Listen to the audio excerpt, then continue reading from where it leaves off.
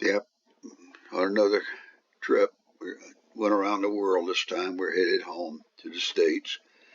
Just left Aden, picked up some bunkers down there and made a convoy up, went to Middle Lakes, swam at the Middle Lakes, did all that high diving stuff and showing off to the girls. And here we are in the lake, northern part of the lakes, headed toward the Med. It's pretty out there. It's kind of neat. We have had sandstorms out here, even in the Red Sea, coming up through the Red Sea at times. Believe it or not, on some trips we'd get sandstorms out in the middle of the water, in the middle of that Red Sea.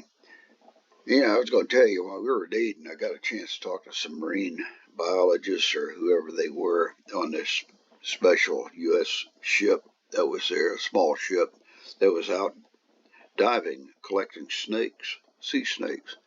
And the guy was telling me they're going to use that venom for experimental purposes on treating cancer. And that was in the early 60s too, I think it was. I never heard it. What happened to that? I always wondered.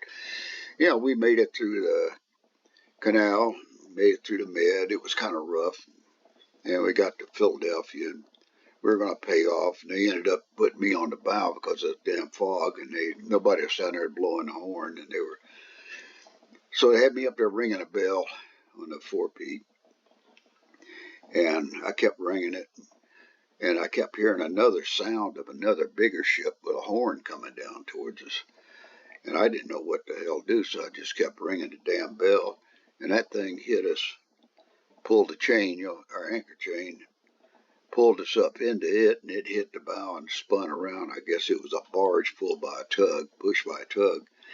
And they went on, and I never heard anything about it. I figured I was going to be in front of the Coast Guard or somebody for not ringing the bell loud enough or something. So I went back there and I told the chief mate that was still on board, and he said, well, go ashore. Don't worry about it. Okay.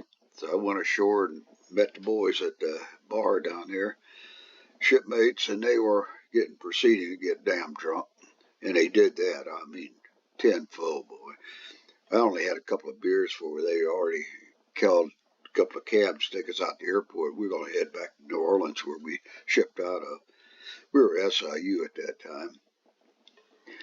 So we were headed back down there and getting on that plane. I mean, these boys are drunk all the way.